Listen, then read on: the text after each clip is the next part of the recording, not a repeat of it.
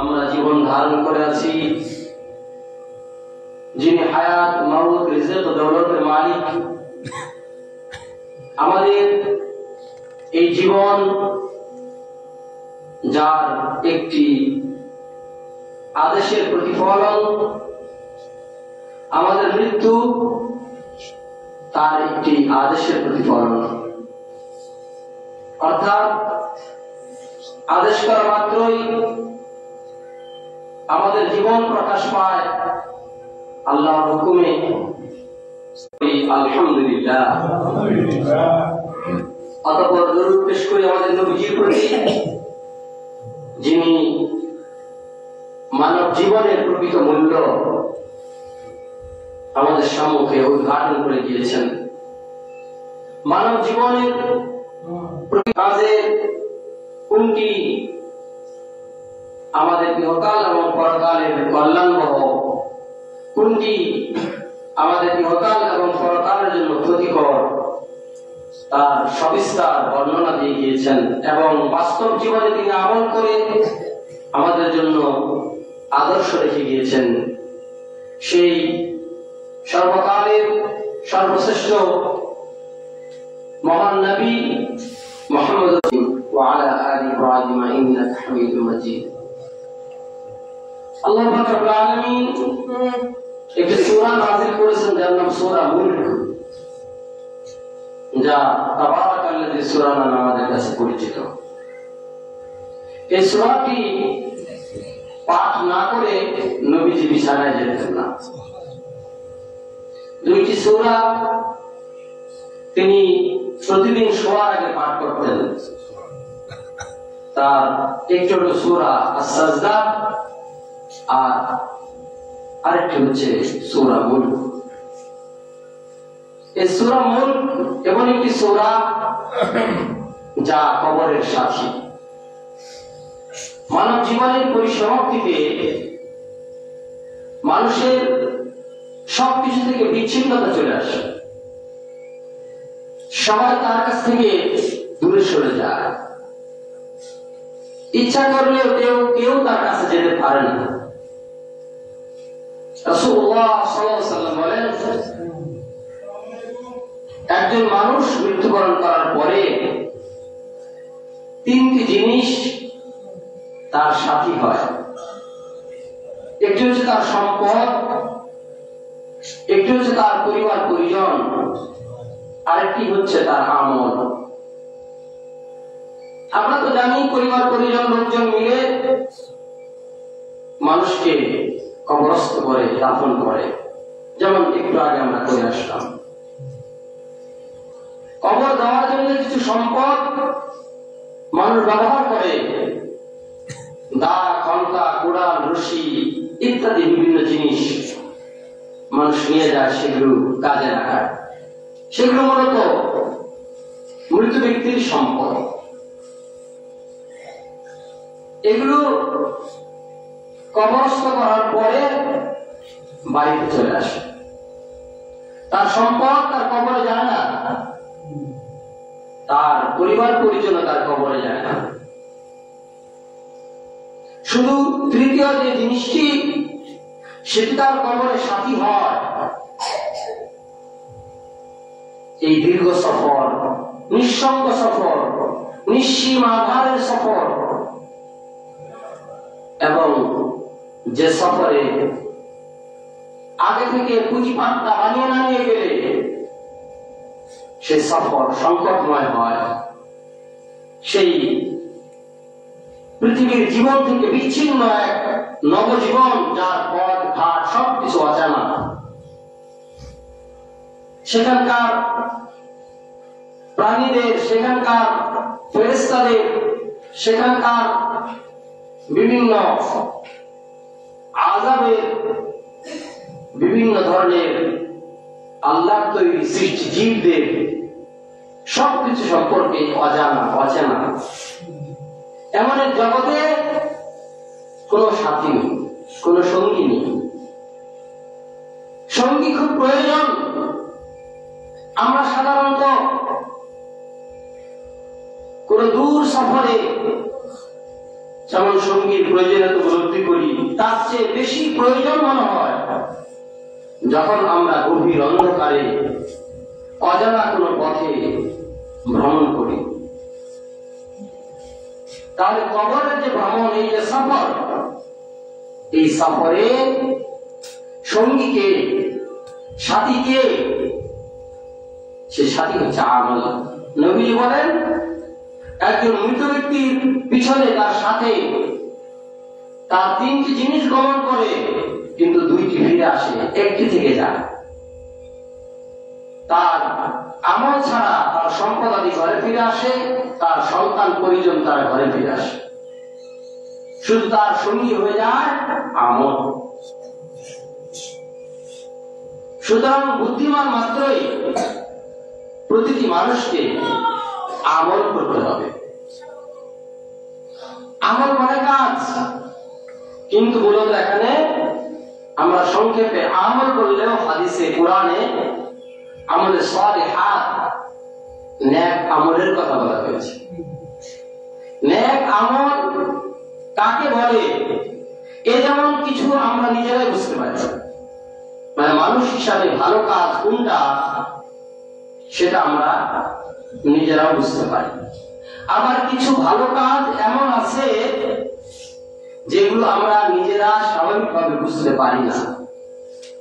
সেগুলো বোঝার জন্য আল্লাহ পাক রব্বুল আলামিন আমাদেরকে নবীজির মাধ্যমে, কোরআন মাজিদের মাধ্যমে, হাদিস শরীফের মাধ্যমে আমাদেরকে জ্ঞান দান করেছেন, যার মাধ্যমে আমরা অনেক নেক কাজ, আমলে সালিহার কথা বুঝতে পারি।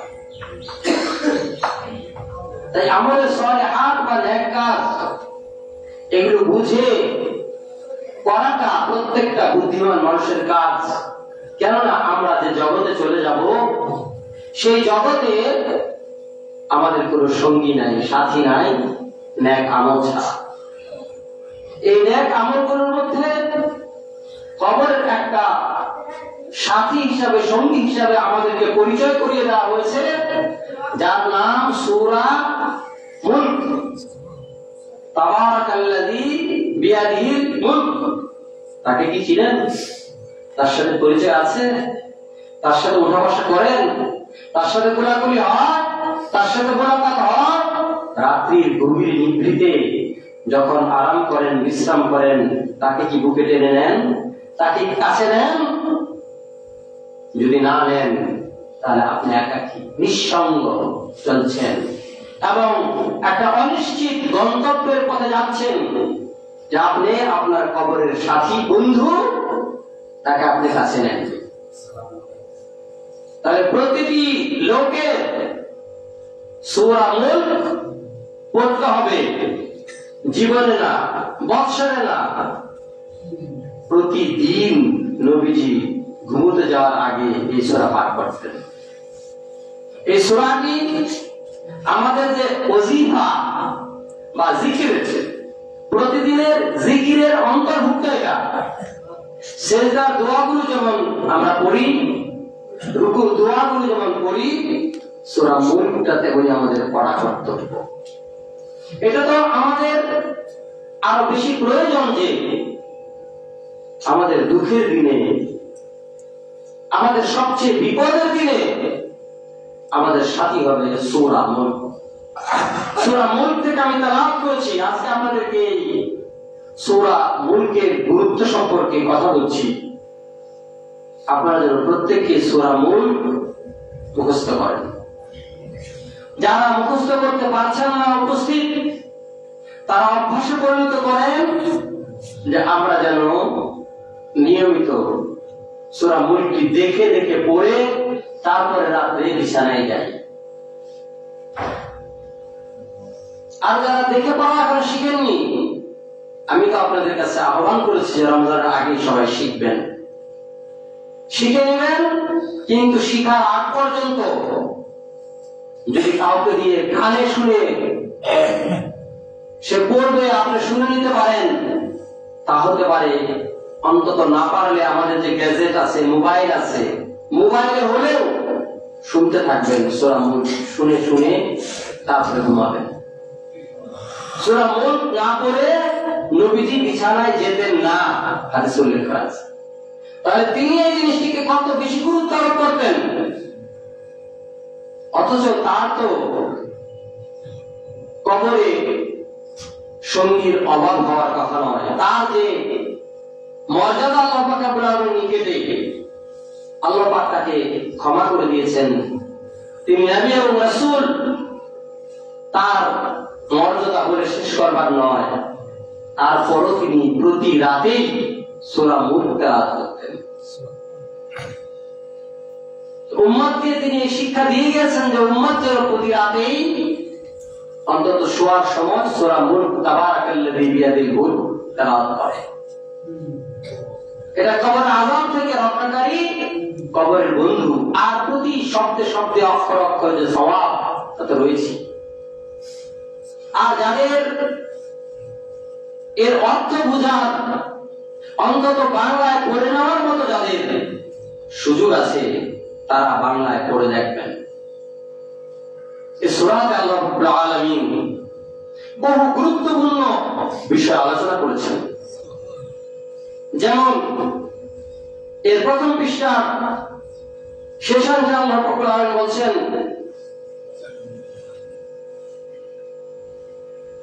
إذا ألقوا فيها سمعوا لها شهيقا وهي تفور تكاد تميز من الغيظ كلما ألقي فيها فوج سألهم خزنتها ألم يأتكم نذير। আল্লাহ বলেন যে কাফেরদের জন্য যে জাহান্নাম আমি তৈরি করে রেখেছি, যখন তারা নিক্ষিপ্ত হবে, তার নিকটে তারা পৌঁছবে,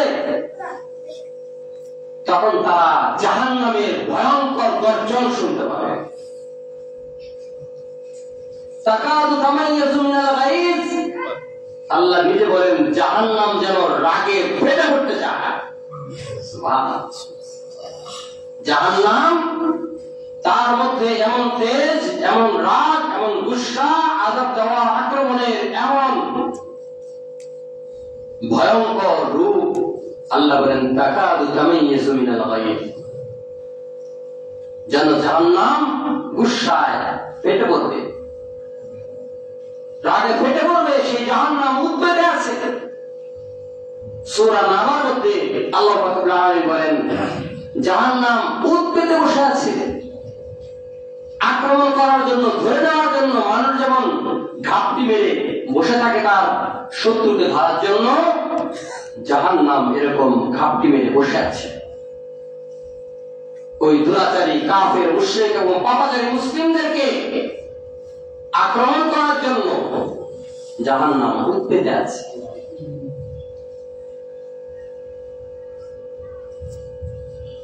কুল্লামা উলকিয়া ফিহা ফাওজুন সাআলাহুম খাযানাতুহা আলাম ইয়াতিকুম নাযীর,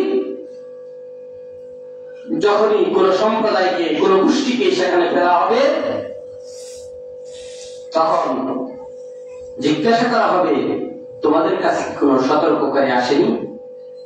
তোমাদের কি আজকের এই দিন সম্পর্কে, জাহান্নামের এই শাস্তি সম্পর্কে, এই কঠিন ভয়াবহতা সম্পর্কে তোমাদের কি কেউ কিছু বলেনি?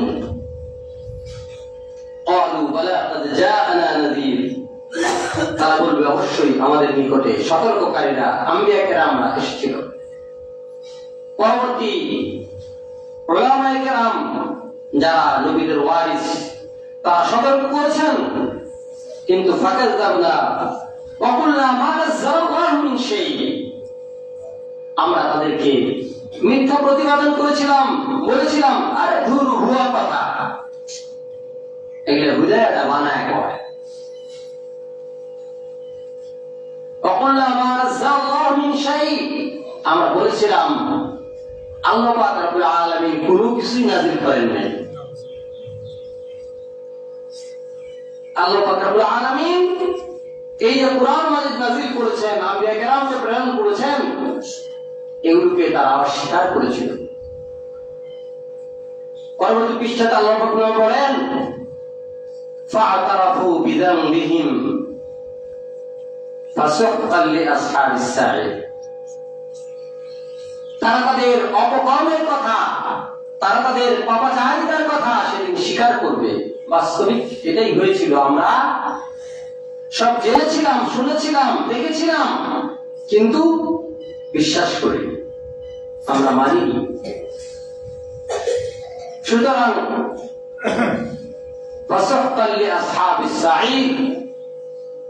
সেই জাহান্নামের উপভোগকারী সেই জাহান্নামীরা সেদিন তাদের পাপের কথা স্বীকার করবে, কিন্তু স্বীকার করলে কোনো কাজ হবে না। সম্মানিত উপস্থিতি, আল্লাহ রাব্বুল আলামিন তাই দেখতে চান যে ভালো কাজ, নেক কাজ, আমলে সালেহ কে করে। এটা পরীক্ষা করার জন্য, দেখার জন্য তিনি হায়াত এবং মাউত এই উভয়কে তৈরি করেছেন। আল্লাযী খালাকাল মাউতা ওয়াল হায়াতা লিয়াবলুয়াকুম আইয়ুকুম আহসানু আমালা। আল্লাহ রাব্বুল আলামিন তিনি তৈরি করেছেন হায়াত এবং মাউতকে। এখানে আল্লাহ রাব্বুল আলামিন মাউতের কথা আগে বলছেন, লিয়াবলুয়াকুম আইয়ুকুম আহসানু আমালা। তিনি দেখতে চান পরীক্ষা করে যে কে ভালো কাজ করে। এটা পরীক্ষা করার জন্য জীবন তৈরি করেছেন এবং মৃত্যু তৈরি করেছেন। আমরা মনে করি যে জীবনটা বের হয়ে গেলে তারপর মানুষ করে যায়, কিন্তু আল্লাহ রাব্বুল আলামিন আসলে মৃত্যুকে আলাদা করে তৈরি করেছেন। জীবন আল্লাহ রাব্বুল আলামিনের একটা সৃষ্টি, আর মৃত্যু আল্লাহ রাব্বুল আলামিনের আরেকটা সৃষ্টি। জীবন এত বিচিত্র, এত সূক্ষ্ম, আজ পর্যন্ত পৃথিবীর কোন বিজ্ঞানী জীবন সম্পর্কে কিছু বলতে পারে, কিছু জানে না। আজ পর্যন্ত পৃথিবীর কোন বিজ্ঞানী জীবন সম্পর্কে কিছু জানে না। জীবনের কিছু প্রকাশ, যার মাধ্যমে জীবন অনুভব করা যায়, সেগুলো কিছু তারা প্রকাশ করেছে। যে জীবন জীবন্ত প্রাণী, নাড়াচাড়া করে, তার খাদ্য আছে, শ্বসন আছে, রেচন আছে, অর্থাৎ সে তার জীবন ধারণের যে সমস্ত উপায় উপকরণ প্রয়োজন সেগুলো গ্রহণ করে। আর যদি জীবন না থাকে তাহলে সেগুলো গ্রহণ করে না। তার বৃদ্ধি আছে, তার ক্ষয় আছে, ইত্যাদি বিষয় তারা উল্লেখ করে। কিন্তু আসলে জীবনটা কি, এগুলো সম্পর্কে দুনিয়ার বিজ্ঞানীরা আজও জানে। এত কিছু জানে, কিন্তু নিজের জীবনটা কি তা জানে না। একবার আরবের কাফেররা চিন্তা করলো, নবীজিকে যা জিজ্ঞাসা করে তার জবাব দেয়, এই লোকটাকে কোনো মতো থামানো গেল না, আটকানো গেল না। এমন একটা প্রশ্ন তাকে করব যে সেই প্রশ্ন কোন জবাব দুনিয়ার মানুষকে দিতে পারে না। সুতরাং আমরা এরকম প্রশ্ন কোথায় পেতে পারি? ইহুদিরা ছিল পণ্ডিত, তারা হলো আগের কিতাব লাভ করেছে, আর দুষ্টামি শয়তানি বুদ্ধি সব নিজেদের মধ্যে এঁটে রেখেছে, ইসলামের বিরোধিতায় দাঁড়িয়ে আছে। আরবের কাফেররা তাদের কাছে গিয়ে বলল, আমাদের এই বিপদ থেকে তোমরা রক্ষা করো। কি করতে পারি বলো? বললে যে তোমরা গিয়ে একটা প্রশ্ন করবে, তিনি যদি সত্য নবী না হন তাহলে এই প্রশ্নের জবাব কেউ দিতে পারেনি, আর কেউ দিতে পারবেও না। নবী কেবল এই প্রশ্নের জবাব দিতে পারে। কি প্রশ্ন? আত্মা কি জিনিস? নবীজিকে এসে এবার জিজ্ঞাসা করলো। কাফেররা খুব খুশি, এইবার পেয়েছি, এর জবাব আর দিতে পারবে না, লাজবাব করে দেবে। আল্লাহ পাক রব্বুল আলামিন কোরআনের ভাষায় বলে, ইয়াসআলুনাকা আনির রূহ। হে নবী, আপনাকে জিজ্ঞাসা করা হয় যে আত্মা কি জিনিস, রূহ কি জিনিস? বলুন, কুলির রূহু মিন আমরি রাব্বি। আত্মা হলো আমার প্রতিপালকের, আমার রব্বুল আলামিনের একটা অর্ডার, একটা আদেশ। যখনই আদেশ হবে তখনই আত্মার প্রকাশ পাবে। আপনারা হয়তো জেনে অবাক হবেন, বুঝতে কষ্ট হবে, জীবন, প্রাণ এবং আত্মা, রূহ দুইটা এক জিনিস না। কোন জিনিসের মধ্যে প্রাণ থাকতে পারে, রূহ নাও থাকতে পারে। প্রাণ থাকার ফলে জীবনটি প্রাণবন্ত হয়, জিনিসটি প্রাণের যাবতীয় লক্ষণ প্রকাশ করে। ছোট্ট একটু উদাহরণ, বাড়ির পাশে আছে একটা টিকটিকি, ধরে ফেলছেন, টিকটিকি আপনার কাছ থেকে ছুটে চলে গেল, কিন্তু লেজটা পড়ে গেল। এখন দেখছেন যে লেজটা লাফাচ্ছে, টিকটিকি চলে গেছে কিন্তু লেজটা লাফাচ্ছে। লেজটা লাফায়, তার মানে কি? লেজের মধ্যে এখনো প্রাণ আছে, কিন্তু রূহটা টিকটিকির সাথে আর প্রাণটা এখানে লেজের মধ্যেও আছে। এই কারণে কোন মানুষ যদি মরে যায়, মরার পরে সে প্রাণহীন হয় না, তার রূহ চলে যায় কিন্তু প্রাণটা থেকে যায়। তার চোখ, তার হৃৎপিণ্ড, তার কিডনি, তার যাবতীয় উপাদান যা আছে সবই ঠিক আছে, কোনো কিছু পরিবর্তন হয়নি। ডাক্তাররা দেখলেন এই সুযোগটা কাজে লাগানো যায়। কি করা যায়? তাহলে যে মানুষটার চোখ নাই, ওই মানুষটাকে মরা মানুষের চোখ লাগায় দেওয়া যায়। কেননা মানুষ মরে গেলেও চোখটা মরে নাই, তাহলে চোখ তো চোখই আছে। সেজন্য মরণোত্তর চক্ষুদানের জন্য, মরার পরে চোখ দেওয়ার জন্য ফাউন্ডেশন আছে। তারা বলে আপনারা আমাদের কাছে চক্ষু দেন, আপনি মরে গেলে আপনার চোখটা আমরা অপারেশন করে উঠিয়ে নিয়ে আসবো, এবং এই চোখটা একটা অন্ধজনকে চোখের আলো দান করবে। তাহলে মানুষ মরে গেছে কিন্তু চোখ মরে নাই, তার কিডনি মরে নাই। ওটা যদি ট্রান্সপ্লান্ট করা হয়, মরণোত্তর কিডনি দান করা হয়, তাহলে ওই কিডনিটা ওখান থেকে কেটে নিয়ে ডাক্তাররা রিজার্ভ করবে, রেখে দিবে। কিডনি প্রাণবন্তই থাকবে, মরবে না। ওই নির্দিষ্ট কৌশলে কিডনি যদি নিয়ে পরবর্তীতে ট্রান্সপ্লান্ট করে, তাহলে সেই কিডনি চলমান হয়। এরকম মানুষের অঙ্গ প্রত্যঙ্গ যা থাকে, আস্তে আস্তে হয়তো একদিন দেখা যায় মানুষের সবকিছুই লাগানো যায় আরেক মানুষের সাথে। হয়তো হৃৎপিণ্ড একদিন নিয়ে লাগানো হবে, কাজ চলছে, এখনো পরিষ্কার হয়নি, তবে সাফল্যের কাছাকাছি আছে ডাক্তাররা। তো এই যে দৃশ্য, এটা প্রমাণ করে কি যে প্রাণ একটা জিনিস আর রূহ আরেকটা জিনিস। আল্লাহ পাক রব্বুল আলামিন তিনি যখন ওয়ার্ডার দেন তখন রূহ আসে। সন্তান যখন মাতৃগর্ভে আসে তখন প্রাণবন্ত হয়, কিন্তু আত্মা আসে না, রূহ আসে না। সন্তানের যখন প্রথম উৎপাদন হয়, যেটাকে মায়ের ডিম্বাণু এবং বাপের শুক্রাণুর মাধ্যমে জাইগোট ফর্ম করে, অর্থাৎ তার একটা নতুন কোষের জন্ম হয়, তখনই তার মধ্যে প্রাণ থাকে। আর যে বাপের বীর্যের অংশ আসে সেটাও প্রাণবন্ত, মায়ের ডিম্বাণু আসে সেটাও প্রাণবন্ত।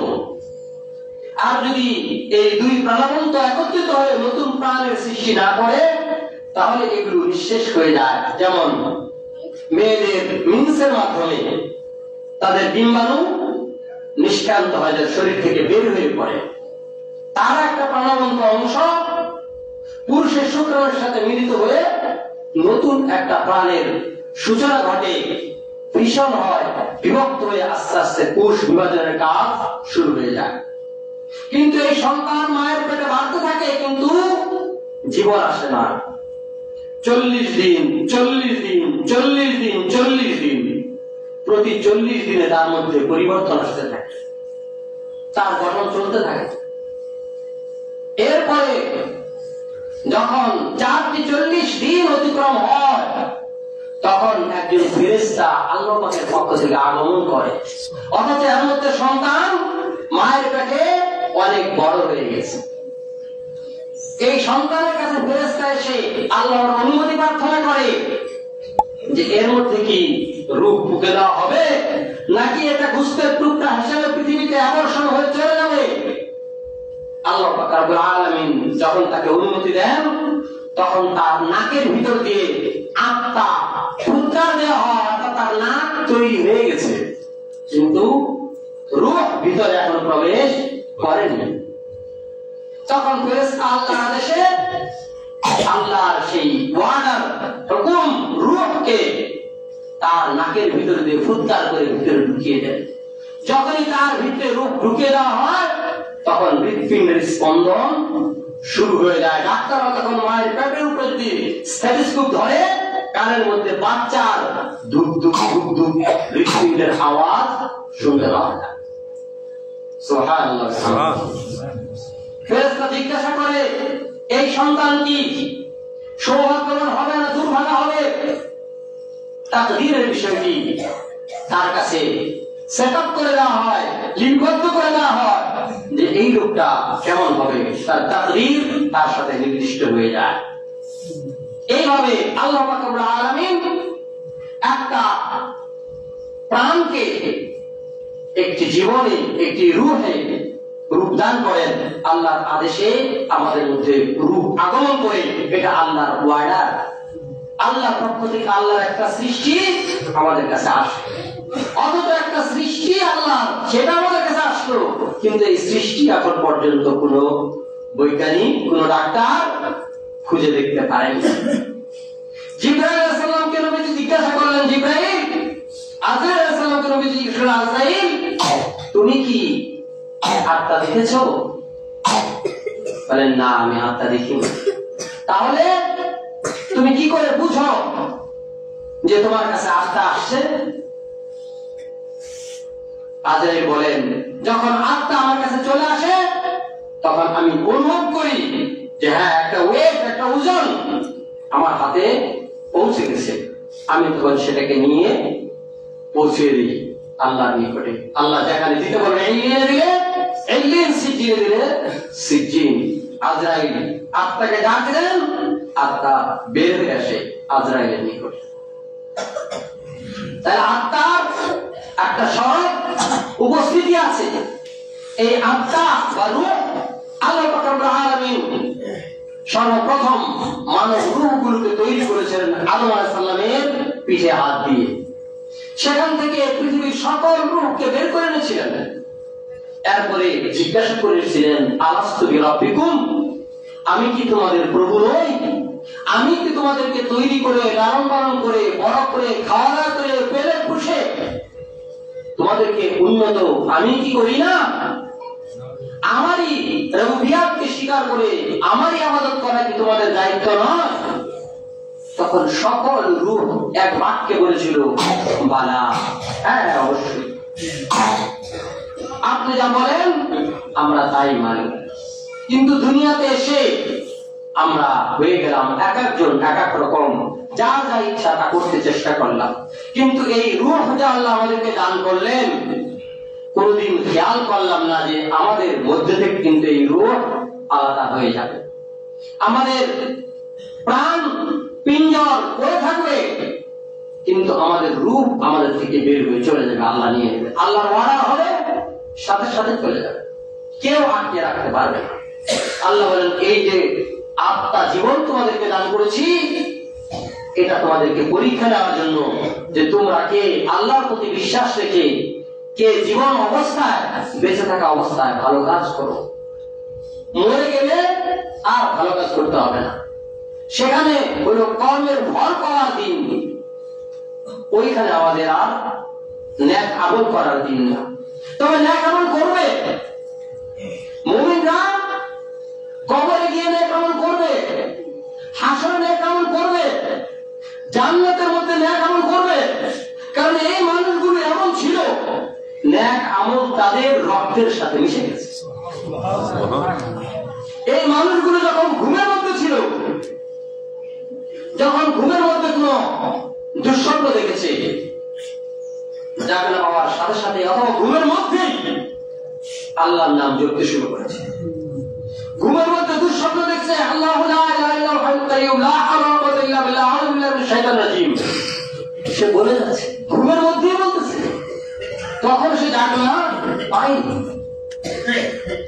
অথবা জাগনা পেল, ঘুম থেকে স্বাভাবিকভাবে জাগনা পাওয়ার সাথে সাথেই লা ইলাহা ইল্লাল্লাহু ওয়াহদাহু লা শারীকা লাহু লাহুল মুলকু ওয়া লাহুল হামদু আলা কুল্লি শাইইন কাদির সুবহানাল্লাহি ওয়া আলহামদুলিল্লাহি ওয়া লা ইলাহা ইল্লাল্লাহু ওয়াল্লাহু আকবার ওয়া লা হাওলা ওয়া লা কুওয়াতা ইল্লা বিল্লাহিল আলিয়্যিল আযীম রাব্বিল ফিরলি দোয়া করছে। বিছানা ছেড়ে উঠে আসতেছে, আলহামদুলিল্লাহিল্লাযী আহইয়ানা বা'দা মা আমাতানা ওয়া ইলাইহিন নুশুর, আলহামদুলিল্লাহিল্লাযী আফানি ফি জাসাদি ওয়া রাদা'আ রূহি ওয়া আদানি বিযিকরি। দোয়া করছে, তার রক্তের সাথে ইবাদত মিশে গেছে, তার আত্মার সাথে, তার দেহের সাথে, তার প্রতিটি রুমের সাথে, প্রতিটি লুমকুপের সাথে আমল নেক কাজ মিশে গেছে। সুতরাং এই নেক কাজ তার জীবনের সাথে এমন ভাবে মিশে গেছে, সে যদি সজাগ সত্তায় থাকে তখনও সেখানে নেকির কাজ করে, সে যদি ঘুমন্ত সত্তায় থাকে তবুও সে নেকির কাজ করে, সে যদি কবরে থাকে তখন সে নেকির কাজ করে। যখন তাকে কবরে উঠানো হয়, মন্ত্রী নাকি সে প্রশ্ন করতে চায়, যখন তাকে জাগনা করা হয়, জাগনা করার পরে সে ডাক শুরু করে, আরে বেলা কোথায় চলে গেছে, অন্ধকার ঘনিয়ে আসছে, মাগরিবের সময় হয়ে আসলো, আমি তো মনে হয় আসর নামাজে পড়ি নাই, এই পানি নিয়ে আসো, অমুক কোথায় পানি নিয়ে আসো, তাদের নামাজ পড়তে হবে। তখন সে কবরের মধ্যেও নামাজ পড়তে চায়, কারণ তার রক্তের মধ্যে মিশা আছে। এবার বুঝেন ফেরেশতা অবস্থা কি দাঁড়ায়, যখন দেখে একজন মানুষকে এইমাত্র কবরের মধ্যে প্রাণ দেওয়া হলো, কবরের মধ্যে তাকে জিন্দা করা হলো, আর উঠেই তার প্রথম চিন্তাই হলো যে আমি নামাজ পড়িনি।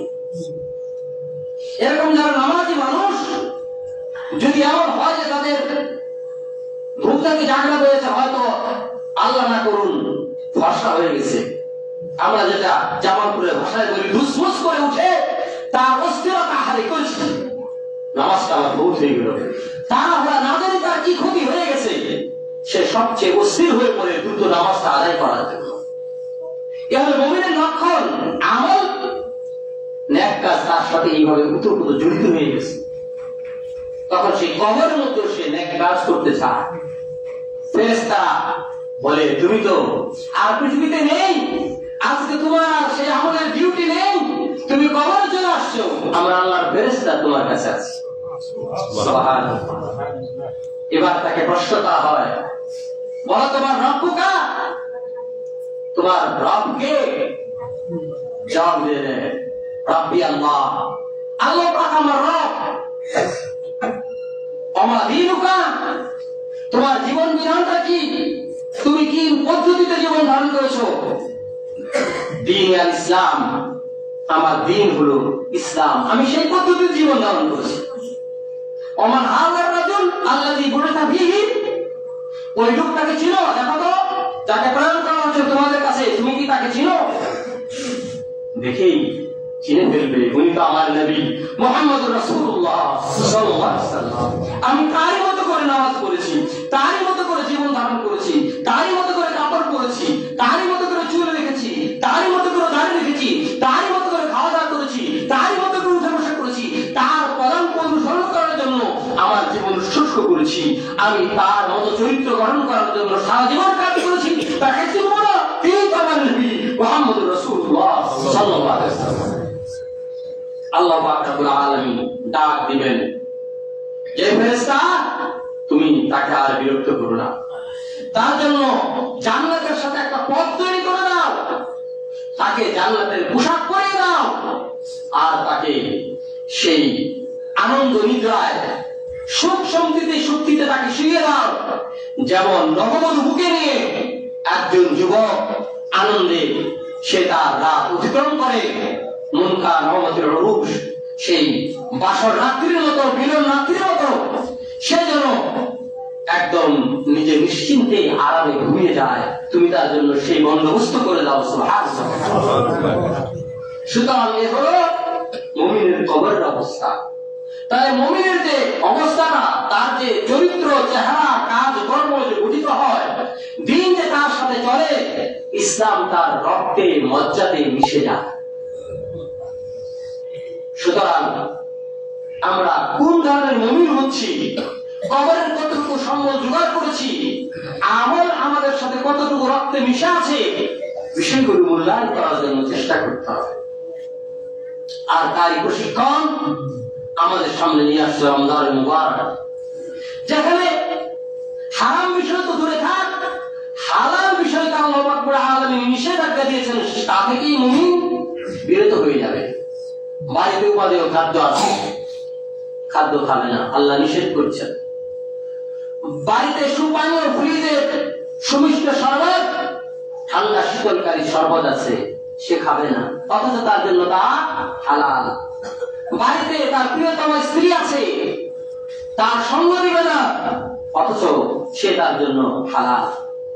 হালাল জিনিসকে আল্লাহর আদেশে বন্ধ রেখে বিরত থেকে মুমিন এমন প্রশিক্ষণ প্রাপ্ত হয় যে হারাম তো দূরে থাক, হালাল পর্যন্ত যদি আল্লাহ নিষেধাজ্ঞা করেন, তাহলে হালাল থেকেও মুমিন নিজেকে দূরে সরিয়ে রাখে। সেই মহান কোর্স করি আমাদের রক্তে ইসলামকে মিশিয়ে দেওয়ার জন্য, আমাদেরকে পুরে খাঁটি বানানোর জন্য সিয়াম তথা রমাদান আমাদের সম্মুখে আসছে। সম্মানিত উপস্থিতি, আল্লাহ পাক রব্বুল আলামিন আমাদেরকে আমি মৃত্যু দান করেছি। মৃত্যু আল্লাহ পাক রব্বুল আলামিনের দেওয়া একটা সৃষ্টি। আমাদের কাছে মৃত্যু আসে, কিন্তু একদিন এই মৃত্যুকে আল্লাহ পাক রব্বুল আলামিন ছিনিয়ে নেবেন, আর মৃত্যু আসবে না। যেদিন কিয়ামত হয়ে যাবে, বিচার শেষ হয়ে যাবে, মানুষকে জান্নাতে জাহান্নামে দেওয়া হবে, সুপারিশ প্রাপ্তি যতটুকু মানুষের ভাগ্যে আছে, সুপারিশের মাধ্যমে হলেও পার হয়ে যাবে। এরপরে আর জাহান্নাম থেকে মুক্তির যখন কোনো পথ থাকবে না, সেই কাফের মুশরিক বেদিন বদ্দার মুসলিম নামধারী নাস্তিক ওরা পড়ে থাকবে জাহান্নামের মধ্যে। ওই জাহান্নামে থাকাকালে একটা ঘোষণা হবে, শোনো সবাই লক্ষ্য করো, আল্লাহ পাক রব্বুল আলামিন পাঠিয়ে দিবেন একটা পশুকে, দেখতে সেটা দুম্বার মতো, ভেড়ার মতো। বলা হবে, এটাকে তোমরা চিনো, এটা কি? চিনে রাখো, এর নাম হলো মরণ, এর নাম হলো মৃত্যু। আজকে এই মৃত্যুর জবাই হয়ে গেল, ওই পশুটাকে কুরবানি করে দেখিয়ে দেওয়া হবে যে মৃত্যুকে মেরে দেওয়া হলো, এরপরে আর কেউ মরবে না। সেই জাহান্নামীরা জাহান্নামেই থাকবে, পূর্বে মানুষ থাকবে, পূর্বে কিন্তু মরবে না। তাহলে মরণ আল্লাহ পাক রব্বুল আলামিনের একটা সৃষ্টি, সেই সৃষ্টি তিনি আমাদের কাছে পাঠাবেন, যখন জীবন নামক সৃষ্টিকে আমাদের কাছ থেকে নিয়ে যাবেন। অবশেষে ওই জীবন আবার আমাদের দেওয়া হবে, মরণ আমাদের থেকে সরানো হবে, পরে মরণকে মেরে ফেলা হবে, আর আমাদের মৃত্যু হবে না। যারা জান্নাতে আছে তারা জান্নাত থাকবে, জান্নাতীরা খুশখবরি পাবে। আল্লাহ বলে দিবে, এখানে আছো খালিদান ফিহা, এখানে চিরস্থায়ী ভাবে তোমরা জান্নাতের মধ্যে থাকবে, আর তোমরা মরবে না, সরবে না, পড়বে না, তোমাদের কোনো ময় ক্ষয় হবে না, এখানে অনন্তকাল তোমরা চির সুখের জীবন যাপন করবে। আলহামদুলিল্লাহ। সুতরাং সেই জান্নাত প্রাপ্তির আশা, জাহান্নাম থেকে মাফ পাওয়ার আশায়, কবরের সঙ্গী নিয়ে চলার আশায়, হাসরের মিজানের সঙ্গী নিয়ে চলার আশায় আমাদেরকে নেক কাজগুলো করতে হবে, বদ কাজগুলো বর্জন করতে হবে, আমাদের সাথে নিয়ে যেতে হবে, সুপারিশকারী নিতে হবে। কোরআন আমাদের জন্য সুপারিশ করবে, রমাদান আমাদের জন্য সুপারিশ করবে, সূরা মুলক আমাদের জন্য কবরের সাথী হয়ে আমাদের নিকটে আগত আযাবের ফেরেশতাগুলোকে ডান থেকে, বাম থেকে, সামনে থেকে, পিছন থেকে প্রতিহত করবে। আল্লাহ পাক রব্বুল আলামিন এই সূরার মধ্যে সেই মর্যাদা দান করেছেন। এই সূরাতে মউতের কথা, এই সূরাতে হাসরের কথা, এই সূরাতে আল্লাহ পাক রব্বুল আলামিন জাহান্নামের কথা, এই সূরাতে আল্লাহর কুদরতের কথা, এই সূরাতে আল্লাহর নিয়ামতের কথা আল্লাহ এমন জীবন্তভাবে প্রকাশ করেছেন, একজন সাধারণ পাঠকও এর থেকে বুঝতে পারে আল্লাহর নিয়ামত আমার জন্য কতটুকু এসেছে। সুতরাং আমরা সূরাটিকে সঙ্গী করি, কবরের সাথী বানাই, এর উপরে আমল করি। আমরা কোরআন মাজিদের এই তেলাওয়াতকে আমরা নিজেদের ওজিফা জিকিরের অন্তর্ভুক্ত করি। সেই সাথে রমজানের পূর্বেই আমরা যেন প্রয়োজনীয় দুআ জিকির এবং কোরআন মাজিদের তেলাওয়াত শিক্ষা লাভ করি। আল্লাহ রাব্বুল আলামিন আমাদের সকলকে তৌফিক দান করুন। আল্লাহুম্মা আমিন। আকুলু কাওলি হাযা ওয়া আস্তাগফিরুল্লাহ ওয়া আতুবু ইলাইহি মুসলিমিন। বারাকাল্লাহু ফিল কুরআনিল আযীম।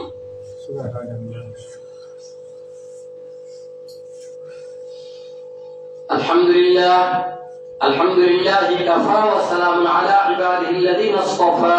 أما بعد فأعوذ بالله من الشيطان الرجيم. بسم الله الرحمن الرحيم. إن الله وملائكته يصلون على النبي يا أيها الذين آمنوا صلوا عليه وسلموا تسليما. اللهم صل على محمد وعلى آل محمد كما صليت على إبراهيم وعلى آل إبراهيم إنك حميد مجيد. اللهم بارك على محمد وعلى آل محمد كما باركت على إبراهيم وعلى آل إبراهيم إنك حميد مجيد. اللهم اغفر لنا وللمؤمنين والمؤمنات والمسلمين والمسلمات وألف بين قلوبهم واصلح ذات بينهم وانصرهم على عدوك وعدوهم. اللهم لعن الكفرة الذين يصدون عن سبيلك ويكذبون رسلك ويقاتلون أولياءك. اللهم خالف بين كلمتهم وسدد أقدامهم وأنزل بهم بأسك الذي لا ترده عن القوم المجرمين. اللهم احفظ الاسلام والمسلمين. اللهم انصر الاسلام والمسلمين. اللهم ايد الاسلام والمسلمين. اللهم اعز الاسلام والمسلمين واخذل الكفرة والفجرة والمبتدعة واليهود والهنود والنصارى والمشركين. اللهم دمر ديارهم. اللهم شتت شملهم. اللهم ازغ جمعهم. اللهم خرب بنيانهم. اللهم زلزل اقدامهم وانزل بهم بأسك الذي لا ترده عن القوم المجرمين. يا ذا الجلال والإكرام يا ارحم الراحمين. ربنا تقبل منا إنك أنت السميع العليم وتب علينا إنك أنت التواب الرحيم. ربنا لا تزغ قلوبنا بعد إذ هديتنا وهب لنا من لدنك رحمة إنك أنت الوهاب. رب اغفر لي ولوالدي وللمؤمنين يوم يقوم الحساب. رب ارحمهما كما ربياني صغيرا. ربنا اغفر لنا ولإخواننا الذين سبقونا بالإيمان ولا تجعل في قلوبنا غلا للذين آمنوا ربنا إنك رؤوف رحيم. يا ذا الجلال والإكرام يا أرحم الراحمين. اللهم اكثر مالنا وامدنا وبارك لنا فيما اعطيتنا. اللهم اغفر لنا ذنبنا واسترنا في دارنا وبارك لنا في رزقنا. اللهم اجعل اوصى رزقك علينا عندك بالسنين ونخف عمرنا. اللهم اكفنا بحلالك عن حرامك واغننا بفضلك عمن سواك. اللهم اشف مرضانا ومرضى المسلمين. اذهب باس رب الناس واشف انت الشافي لا شفاء الا شفاءك شفاء لا يغادر سقما. يا ذا الجلال والاكرام يا ارحم الراحمين. ربنا ظلمنا انفسنا وان لم تغفر لنا وترحمنا لنكونن من الخاسرين. ربنا اتنا في الدنيا حسنه وفي الاخره حسنه وقنا عذاب النار. تعالوا عباد الله رحمكم الله. ان الله يأمر بالعدل والاحسان وايتاء ذي القربى وينهى عن الفحشاء والمنكر والبغي يعظكم لعلكم تذكرون. فاذكروني اذكركم واشكروا لي ولا تكفرون.